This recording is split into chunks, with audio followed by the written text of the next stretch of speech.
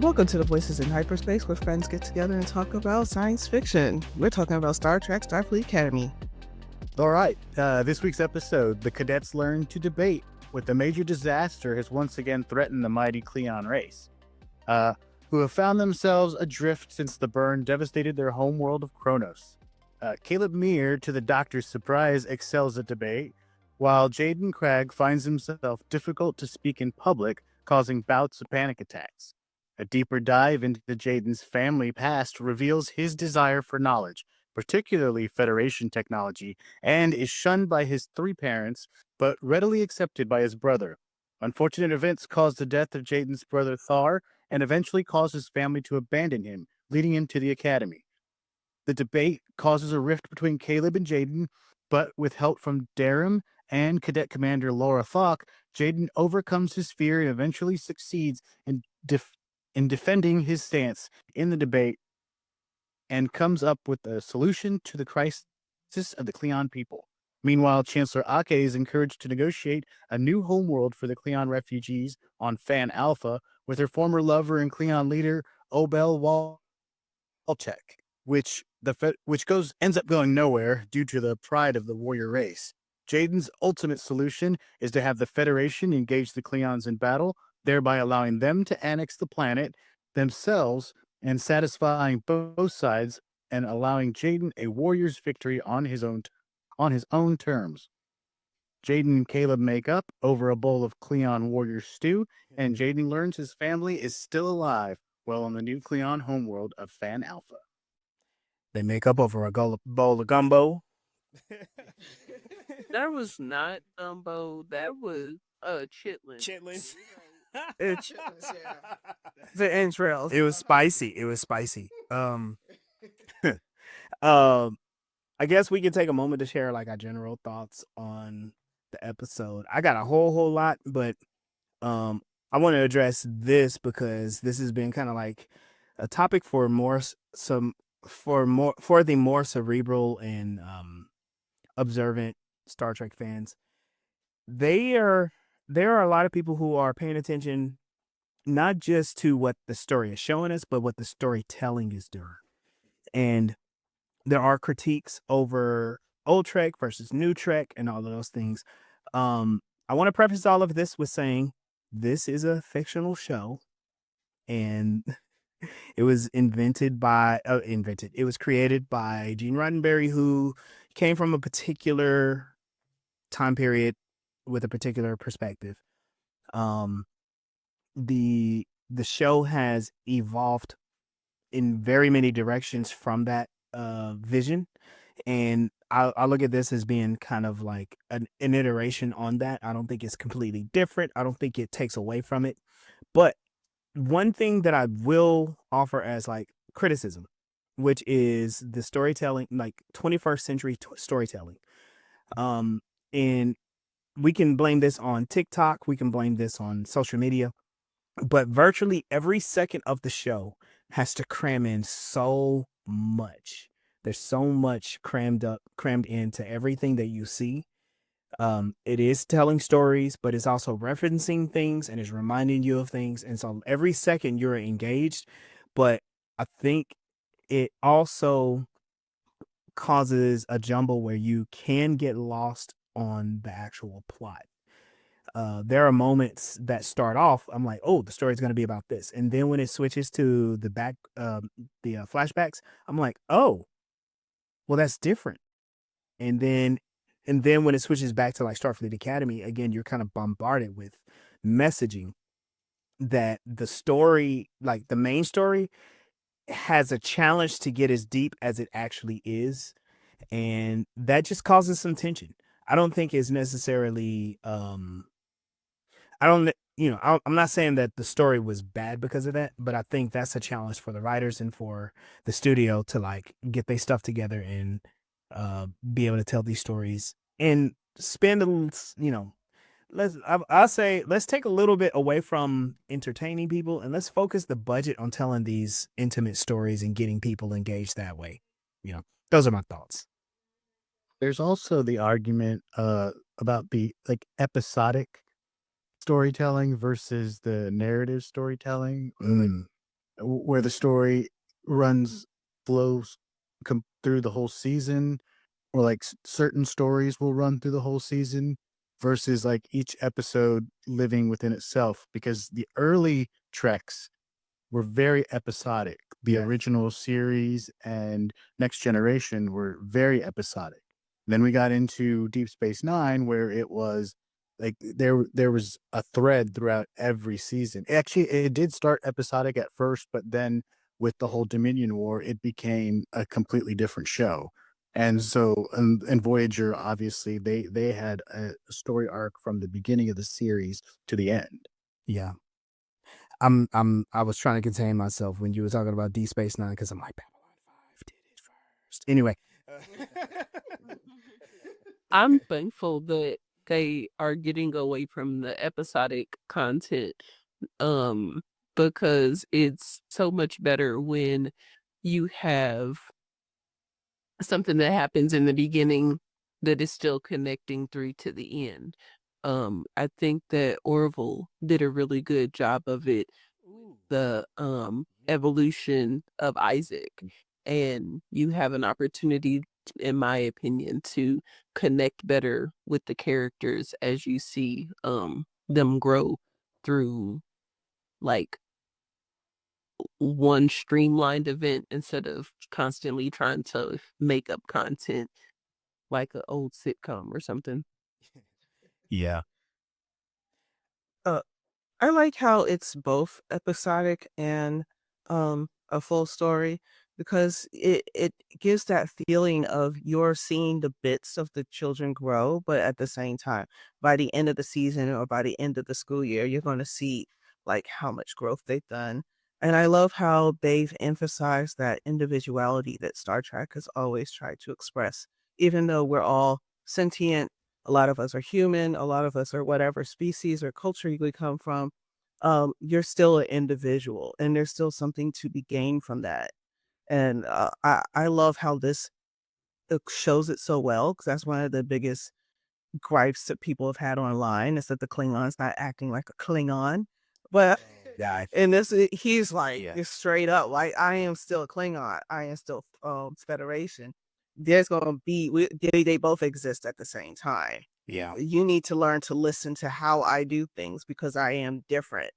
It is different. We can respect this culture, respect the way they think and do things, and still, be able to be a part of it.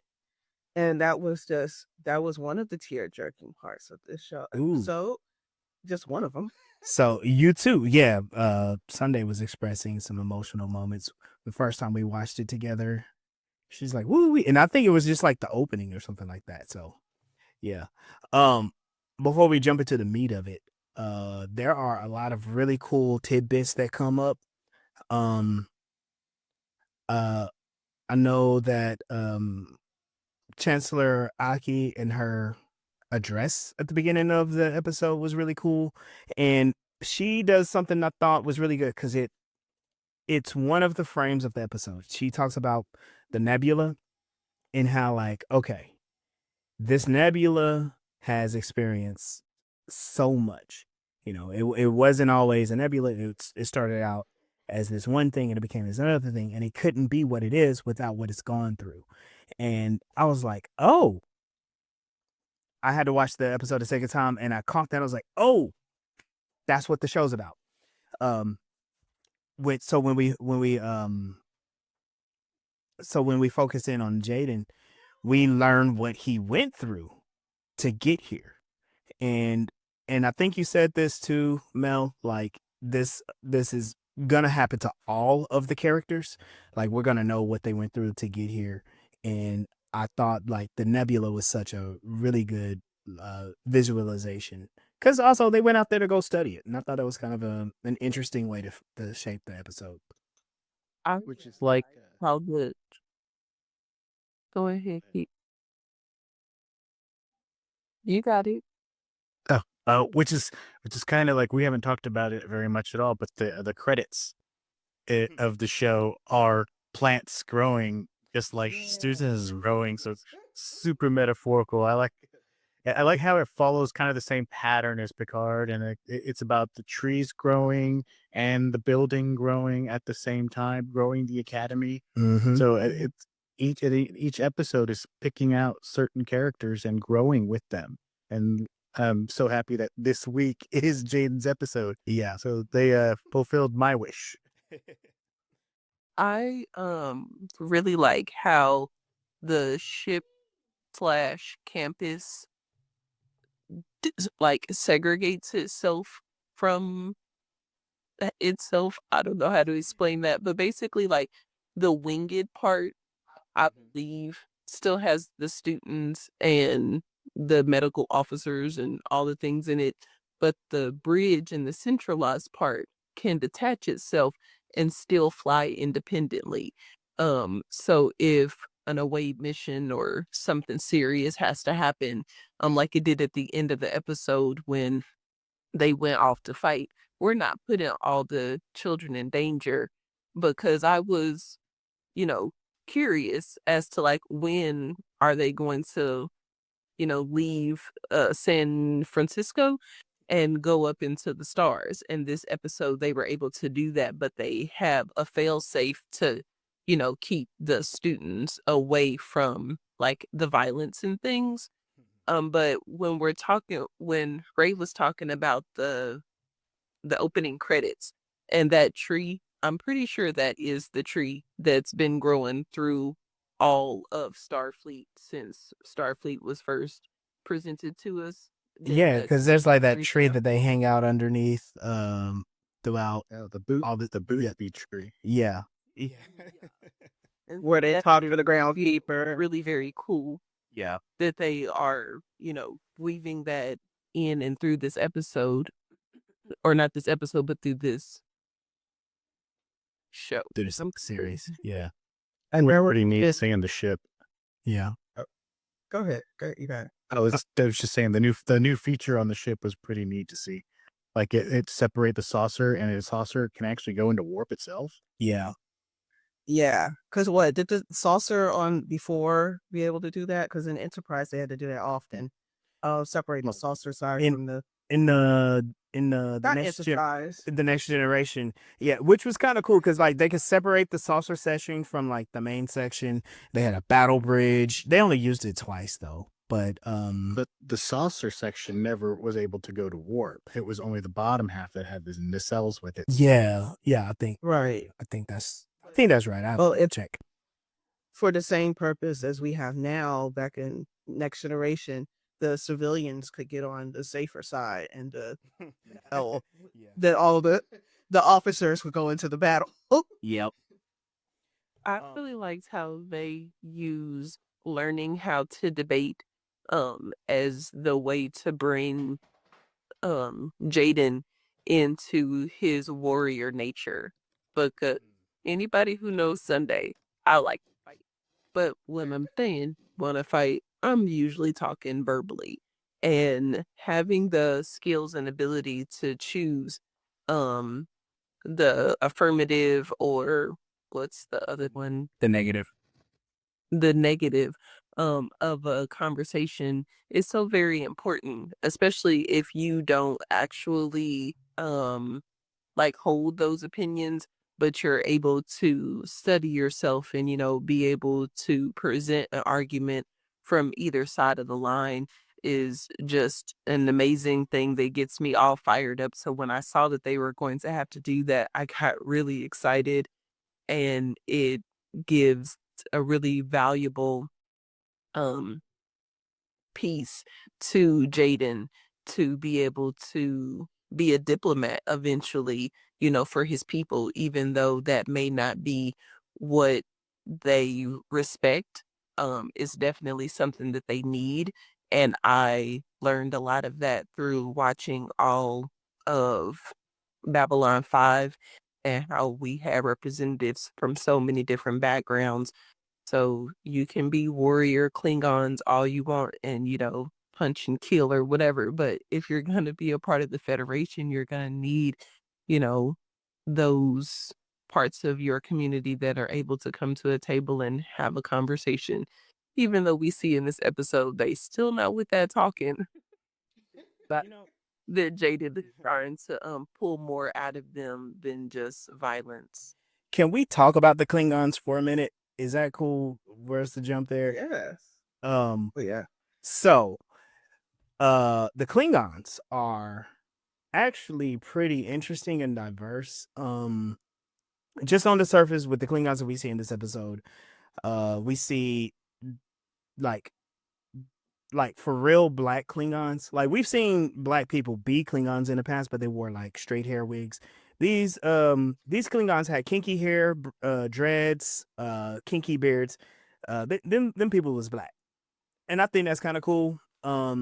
But also than before. yeah, and then who is the general before that the Ake had a Obel. Obel Walsh. yeah, and he was like white. Not a problem because we've had like albino Klingons in the past. We've had white actors play white Klingons before, but you could see it was a very stark difference. And they all portrayed Klingon culture like really good. I got one small gripe. I don't even know. It's a gripe. Virtually every time the Klingons are on screen in any Star Trek, they have to tell you the entirety of Klingon culture. They and they're ready to do it too. You know what I mean? They're like, look, no, let me tell you about Klingons because I know Klingons. We don't. We don't. In this show, in this particular timeline where they're at now, nobody has seen them for years because of the destruction of the planet and the system, the Cleon's Chronos system. So nobody really knows enough about them right now. Like if they didn't really portray that at the beginning of the season, how Jaden is the first Cleon a lot of these people have seen in generations. Yeah, true. That's a good point. Um, I'm always gonna like compliment this. I like the Klingon dialect. I like the Klingon dialect. Um, I feel like it's an artifact from Star Trek Discovery, and they added this extra dialect to Klingon, so it's not just people reciting alien words. They're also like emoting. So Kales goes from Kales to Kalesh. Kalesh. I can't even say it. Kalesh. Quanos, Quanos. There's like a weird thing that they do, and it sounds really cool. Caleb did a very good job doing that. And then focusing on Jaden.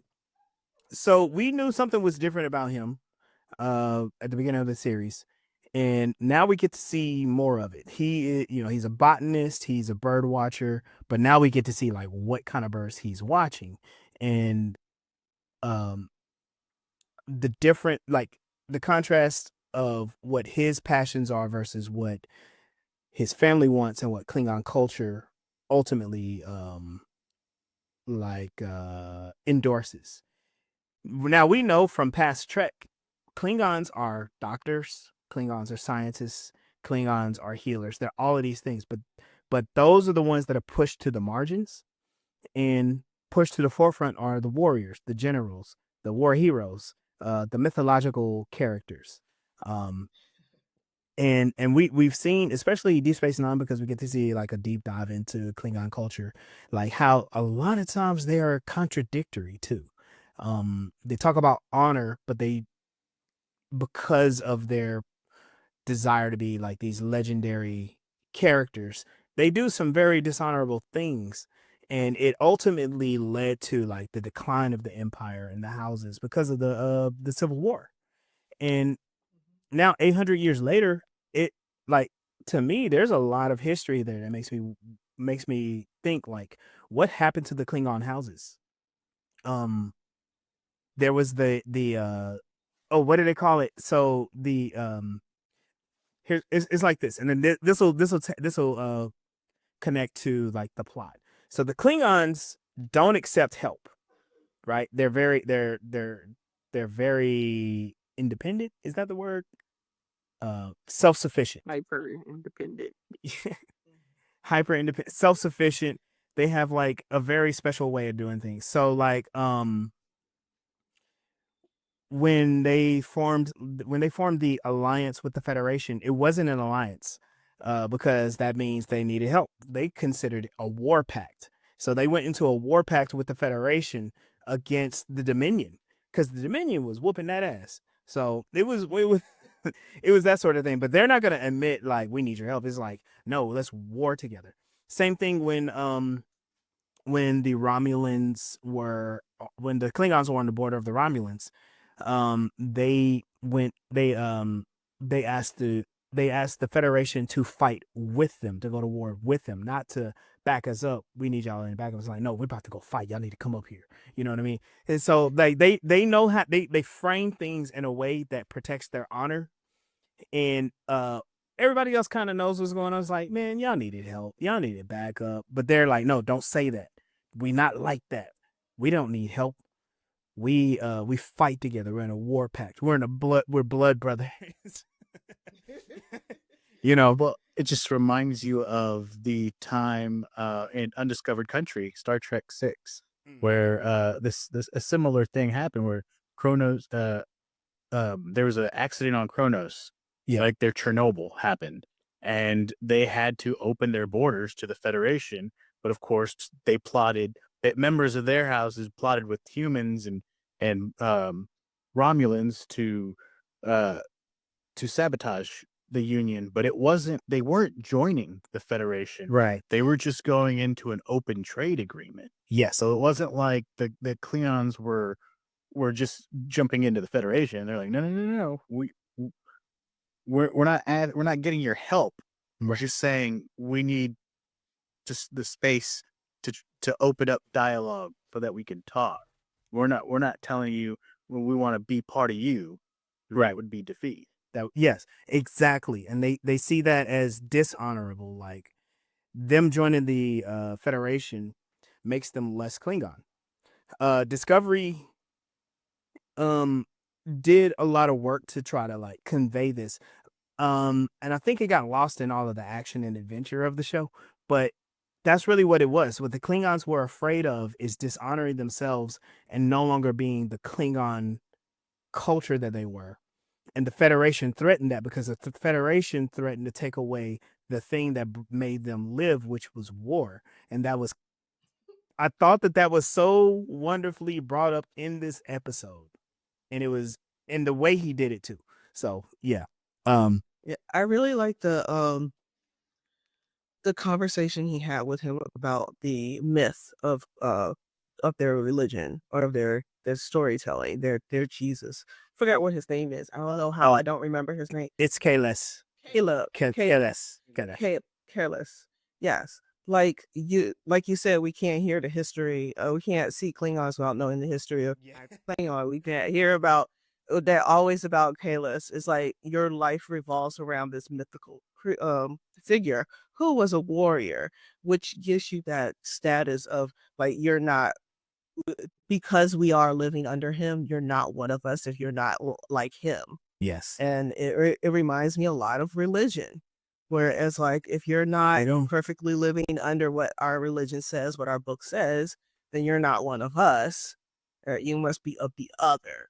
And the Federation does not live by the myth of Klingon history. So, like we saw with like Dax, because she did understand it and respect it and would live by it, she was accepted by the other Klingons. Yes. But the Federation as a whole doesn't care about like honor by fight. They care about honor by diplomacy and peace treaties. And don't have to run into the Klingons and get booped in the mouth because they don't know how to throw the first punch. Like, how many times are we gonna run into this? And fortunately, it was kind of like a charity fight that happened each time around. But it was a fundraising fight. That was it.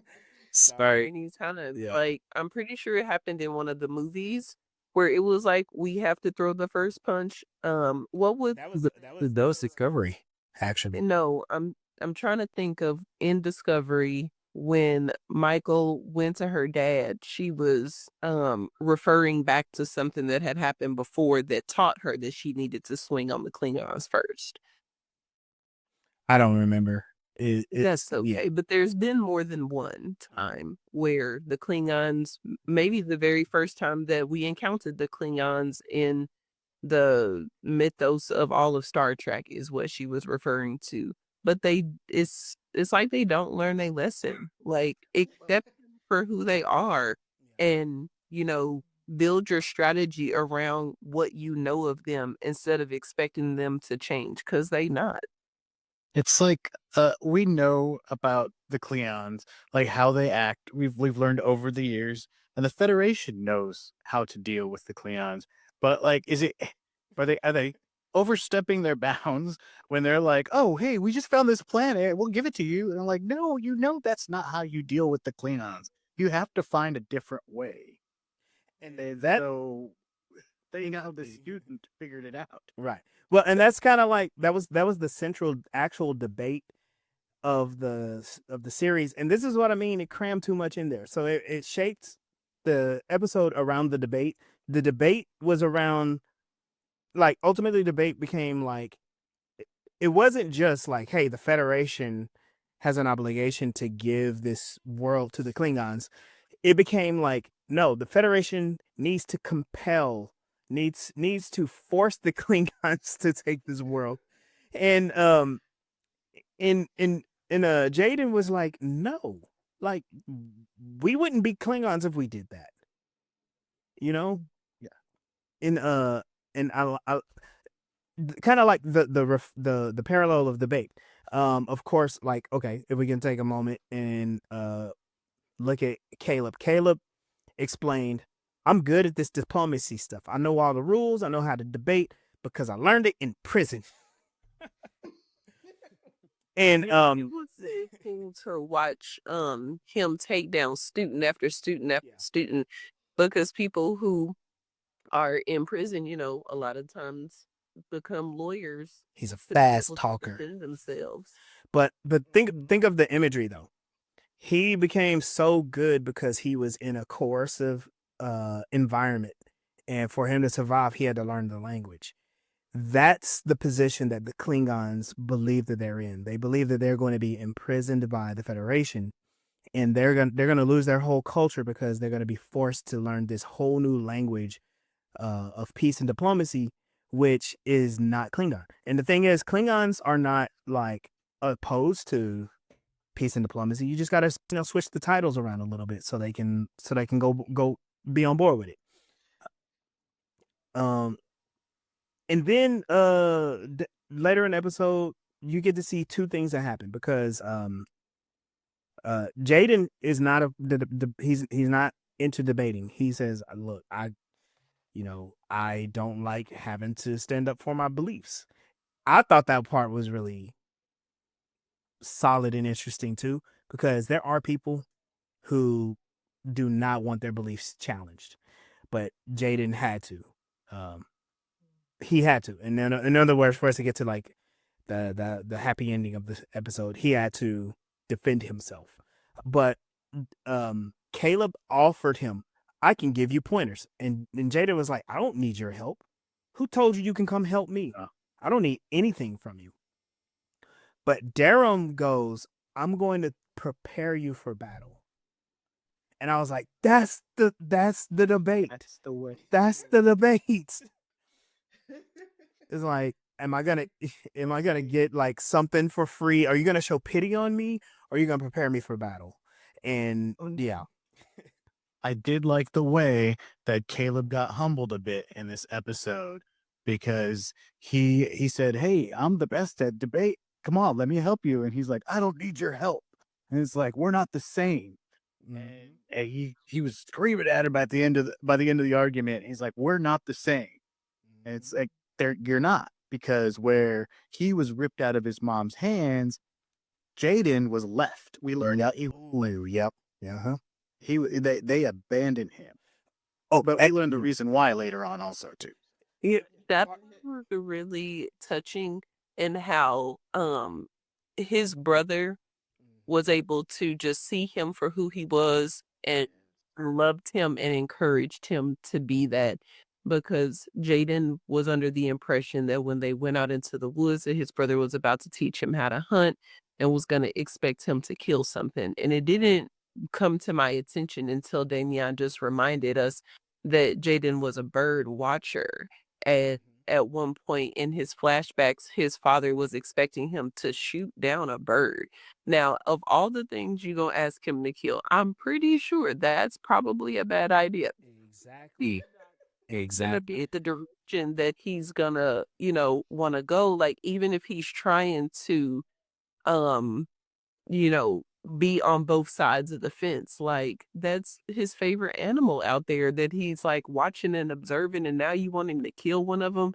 That ain't gonna happen. And for his brother to, like, on his deathbed, be trying to acquire him the tools that he needs to, find his own way instead of being Yes. told what to do, was just amazing. And back to what Mel said, it was heart-wrenching. Yeah. Mhm. I liked how oh, I like how the parallel between Caleb's relationship with Jaden, or debate with him, parallel the Federation and the Klingons in general, and also the flashbacks very much gave us his trauma when it comes to speaking up for himself, because he didn't see a way to speak up for herself with his family. His brother just kind of knew it, even though he didn't know it. And even though he had his brother feeding him that little seed of, you are good the way you are, he still had his other three parents bearing down on him to be Klingon, to be what we think a Klingon is. Yeah. And Jaden threw that into Caleb's face. He was like, "Look, you didn't have people. You don't have people."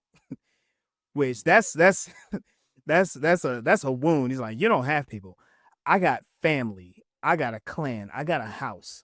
And yeah, they left me alone, but you know what? I got them. What you got, son?" You- um and yeah, that shows like the difference, like we're not alike. I got people, you don't. But also his people are greatly diminished.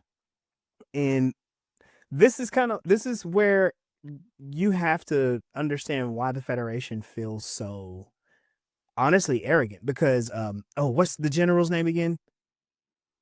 Uh O Obel, yeah. Walchek, the Walch Klingon general. Yeah, the Klingon general. Klingon Walchek, when Ike is like, yeah, the Federation figured we can help you out. And he goes, arrogant. Because it's like, how dare you believe that you can help a Klingon? We don't need your help. They've been humbled. Federation has been humbled like multiple times in this episode, and it's all because the Federation feels like we have so much, we can give so much. Why won't you be on our side? And the answer is, what makes you so arrogant to believe that you can actually help us if you're refusing to see us? And I'm going to say this again because this is modern American politics. How dare you believe that you can save people who you refuse to see as people? You're not saving us.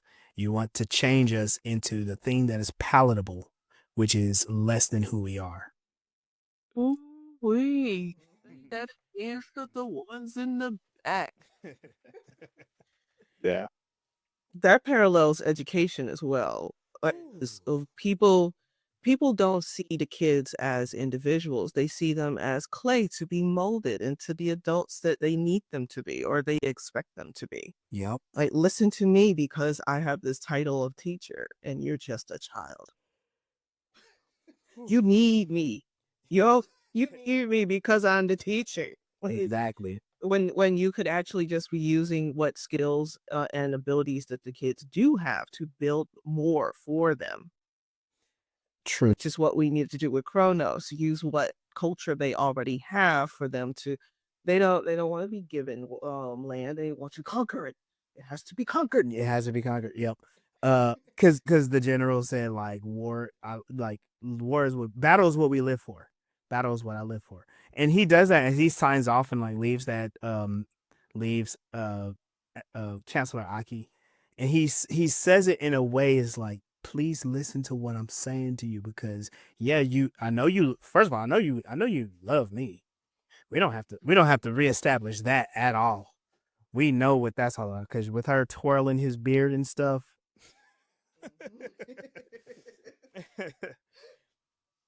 For a moment, I was like, when I first watched it, I'm like, does this mean that they have there's a romantic thing? And then I saw it again, I'm like, oh yeah, absolutely.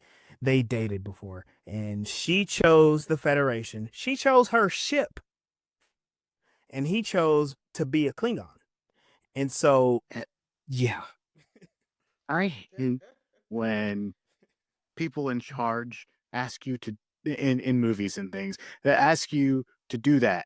Like, go talk to this person you had a personal relationship with and talk about diplomatic and business stuff and try to get that. And like, that's messed up, man. Oh You yeah. can't tell me to put my personal life in the middle of business. Right. That's just horrible idea.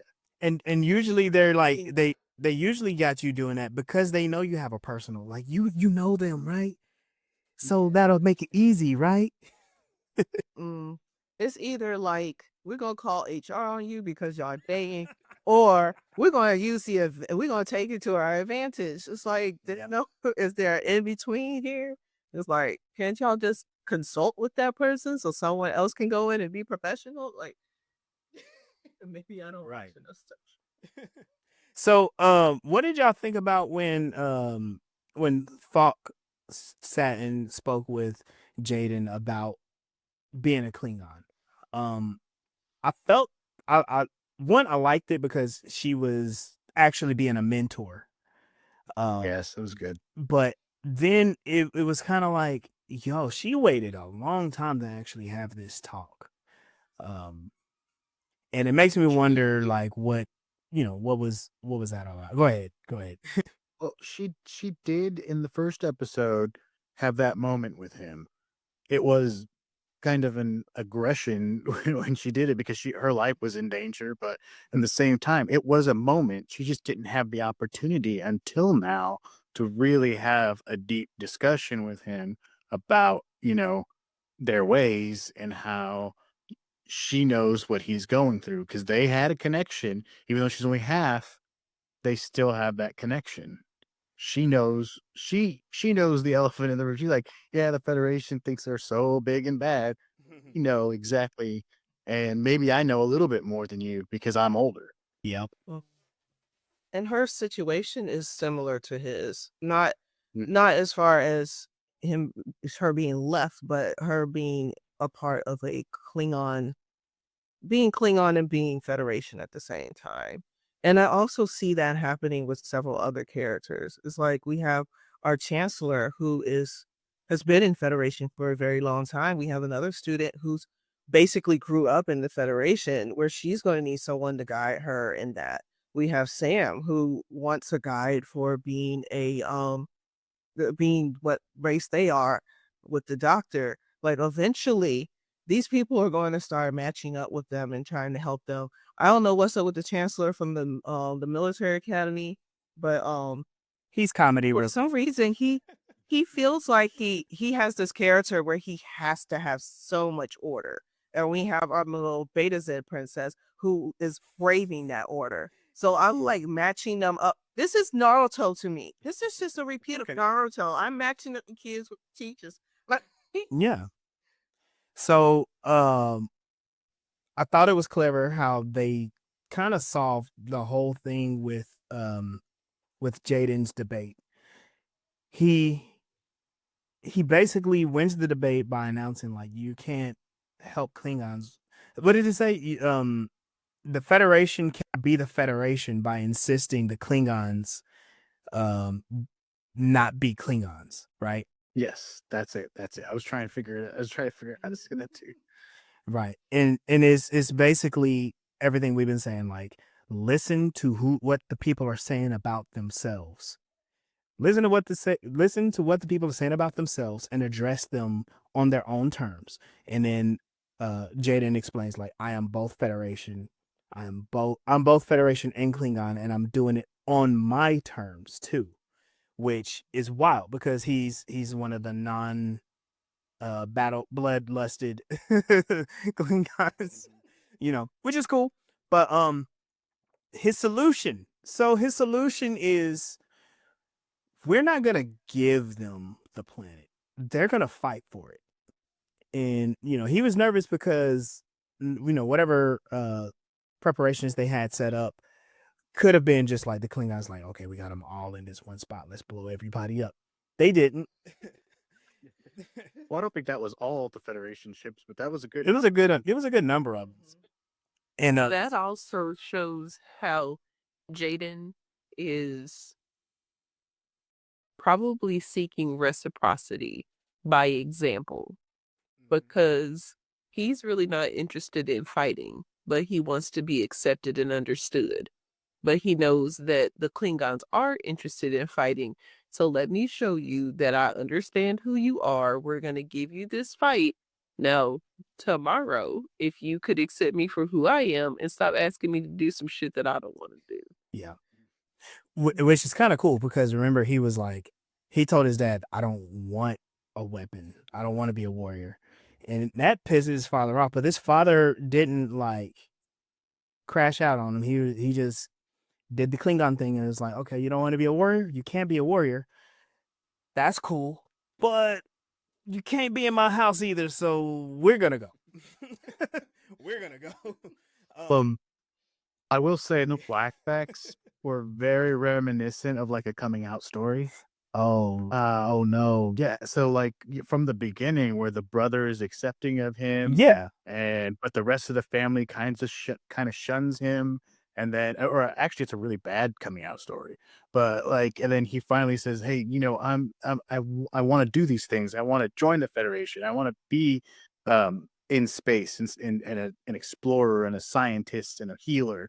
And his parents were like, you're out of the family. We're leaving. Bye. Right. But then it gets explained later on that it's just they didn't understand, so they did what they had to do. They did that.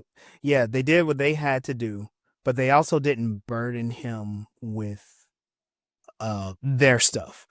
And Yes, I they're- don't know that they didn't understand. They just have too much pride to admit defeat, which was really good to hear. His, what I want to affectionately call his auntie, letting him know, like, your dad didn't not hit the bird. Like, if anything, you pissing him off makes his aim more true. But he chose not to hit that bird to show you that he was defeated by you. You know what I'm saying? It loved you enough to tuck his tail and leave you the hell alone and let you, do what you want to do. He doesn't have the ability, he doesn't have the means, and he doesn't have the tools to support you in the way that you need. And him being around you is only hindering and stopping you from getting to where he needed to go. I liked I can't remember the name of the bird, but that was the bird of prey. And I was like, really? Okay. Thank you, Star Trek lore. Uh-huh. Which I mean, we knew that they liked the bird of prey for their ship, and like all their ships have been basically designed like that, like for a couple hundred years. But it just adds a layer into that lore. Yeah. And And the so music original for the battle. series. The original series ships actually had the bird painted like on the painted on it, yeah. Yeah. Yeah. With in that little skirmish, it wasn't even a skirmish. It was more of a war games because nobody like they didn't actually cause any damage, but the Starfleet was like, okay, we're gonna retreat, and the Klingons is like, we claim this planet as spoils of war, and they're like, cool. It's like that's what we wanted. So now we got like I don't know what was I forgot the name of it, but it's essentially going to be Kronos 2. And the original name was like Van Alpha. Yeah, Van Alpha. And you got the A houses going, which means after they get established, they're probably going to be fighting for a little while. I'm pretty sure. For who's going to be in charge. Yeah. Now Yeah. now I wanted to look at a couple of details here. So Jaden is part of a triad house. That means at the very least it's a non-monogamous home. There are 2 fathers and 1 mother. I'm gonna complain about this. They have that ship somewhere. That ship, we only got to see it as it flew, but they hung out in the woods and like stayed in a little hut, I guess? Question mark. Um, I really wish there was a little bit more like fleshed out as far as like this is what the house is on this planet, but it was just like them in like a teepee. And some really nice clothes. They were like decked out for real. I like their tunic. I like their leather jackets. All that stuff was kind of cool. But That's why I wore this today.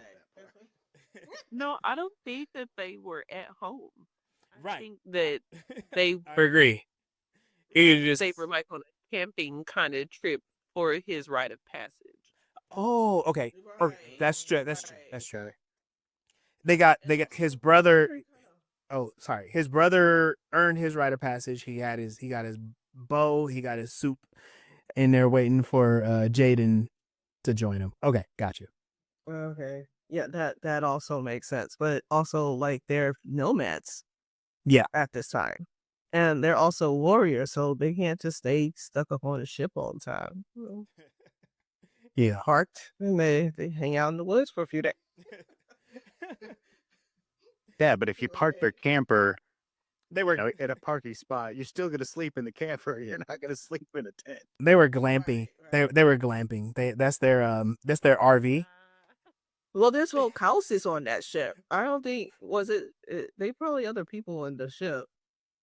It's like this Yeah. ship. Maybe Oh. I don't know. Maybe it is. They only have quarters for And themselves. when it was time for everybody to leave, they just didn't tell Jaden. Yeah. Or stopping for supply. Another little question because they blew this up at the very beginning. So the doctor is an arrogant prick. Oh yeah. He said to that cadet, the cadet was like, "Are you sure you should be talking like that?" He's like, "Listen, cadet, I've been alive longer than your entire lineage. I believe I've earned the rights to say what I want to say." I'm like, yeah, but God, why do you have to be season 1 Voyager asshole? You know what I mean? But that's kind of crazy to think like from traveling to the Delta Quadrant, that in and of itself made him older than the fuck anybody. And Yeah. and go ahead. Like he said, he had to debate his existence. So he had to bring it to them and say, I exist. You can't turn me off. I should be able to turn myself off. Yep. So he debated his entire existence in the first years of his life. And that is one of the topics that Star Trek likes to explore because personhood seems to be a central concern of humans now because we're still in a system that likes to dehumanize and depersonalize people. And so we're going to keep exploring it. There was Measure of a Man, and they did this more in like the legal setting where Picard had to debate and defend Data's personhood because they was like, no, he's just a thing owned by the Federation. We can take him apart and study him. It's like, yeah, but y'all don't know what y'all doing. Y'all kind of suck at this. But also he's a person and he's been doing a good job. Even in early Trek, and there have been like varying degrees of outcomes. Remember when Kirk doubled himself, and so they had to find double Kirk, and like, hey, we're sorry, but you're not the real one, and we kind of like gotta get you out of here. And he pleaded for himself, like, I want to live, you know. Well, that happened in Next Generation too, and they let the other one live. Was it Gave Riker? him a different name. Yeah, Riker. Thomas Riker. Oh yeah, Riker. And then there was Voyager with the Tuvix controversy. Yeah, And he died. Yeah. There was no good answer to that. There was Either one person dies or two people die. Like, no. Here's the good answer: you get rid of Neelix.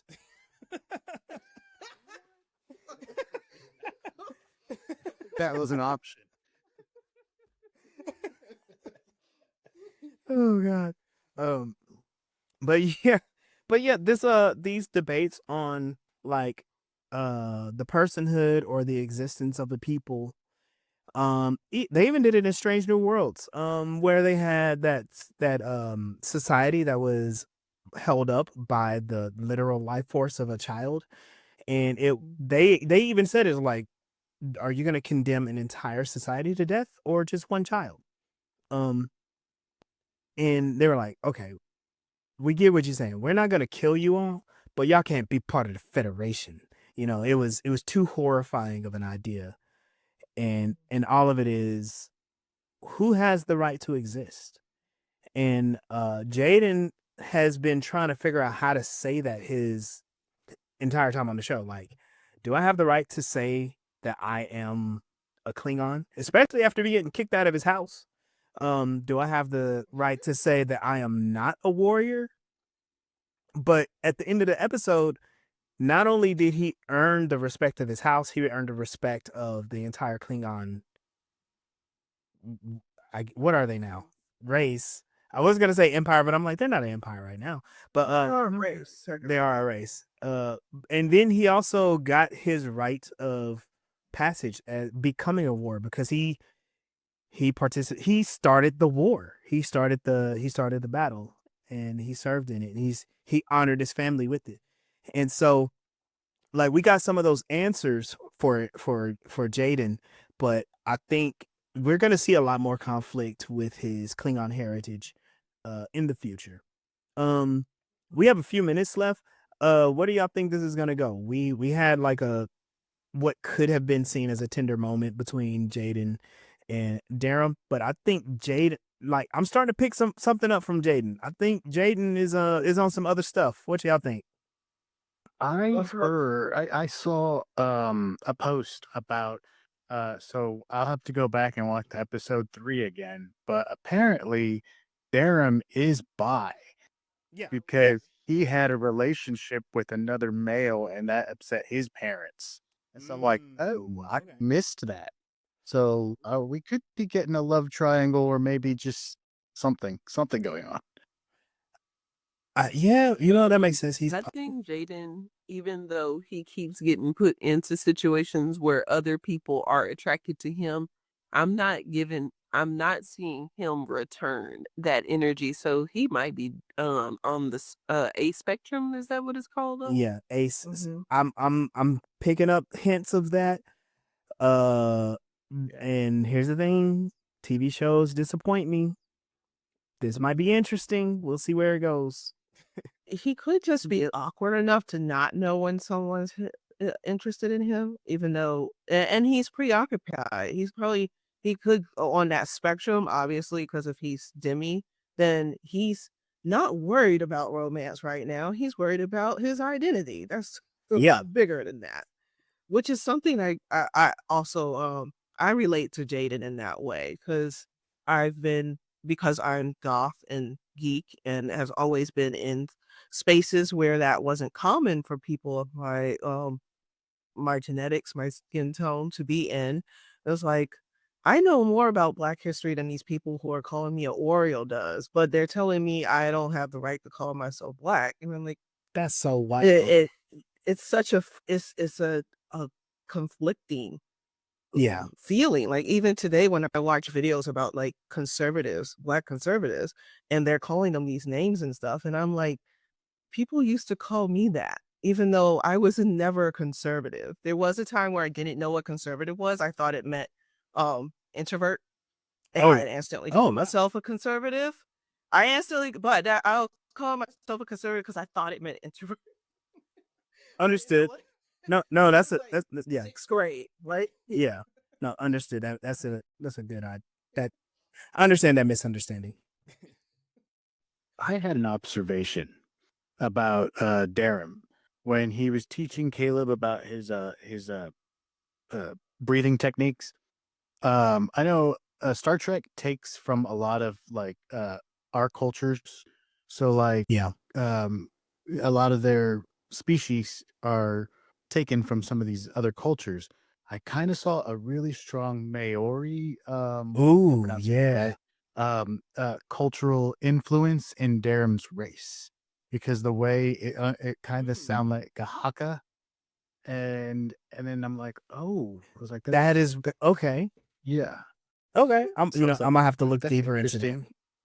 And then the way his face changes when he goes outside, Yeah. like those are kind of like maybe showing off his tattoos. Okay. That's I don't know. interesting. It just it kind of gave that kind of vibe, and maybe they pulled from that culture to create his culture. Yeah. That I'm gonna have to dig into that. That's a good observation. Then last couple of little observations. First of all, Sam just being the only one who just applauds the doctor. That was hilarious to me. Um, she pronounced the Kittimer Accords wrong, and that makes me sad. Um, then uh, Caleb and Darum, both of them were basically rendered into 12-year-olds until they were called out on it. Because they're like, I guess whatever they had a moment where they were like where Darren was explaining to Caleb like, you can't treat Jaden like this. You gotta chill. And Caleb was like, all right. And then at the end where he explains it, it's like, yeah, I kind of got a little talkative about whatever his species is about what he was doing, and I was just like, yeah. But then when I think about it, I'm like, but you were just being a child that entire time. You know what I mean? He's being a know-it-all little asshole the whole time. that's what he is. Yeah. All right. Any last notes before we get out of here? Oh, I just want to shout out the USS Riker. There we go. Ship after him. There we go. I saw somebody comment, I want to see what the chairs look like in this thing. So, yeah. Yeah, you don't sit in you Captain Morgan in them. I don't know. What about you, Sunday? Any last thoughts? Um, no, I think that it was really good. I enjoyed the episode a lot. Debate is something that I really enjoy listening to. I'm really curious about if you can change my mind. Um, Pointing out people's cognitive dissonances, one of my core pastimes. So good on Starfleet for having a really good episode through debate that wasn't like as lame. Well, when the Bajoran, when they were, Yeah. talking back and forth, the kids did it way better. I really No, they were wanna say betazoids. yeah, the Betazoids. I really did like when the teacher was asking the children, okay, so for the competition, what are we going to debate? And of course, everybody wants to debate the hottest thing in the news right now is what's going on with the Klingons. And the doctor was trying to discourage, such a sensitive topic, seeing as how that is, it's a very touchy subject. And we actually have a classmate to be concerned and like to empathize with, and whether um shoot, I lost his name. My bad, y'all. Jaded. Jaden wants to stand up for himself or not. In that moment, he was like, but why not?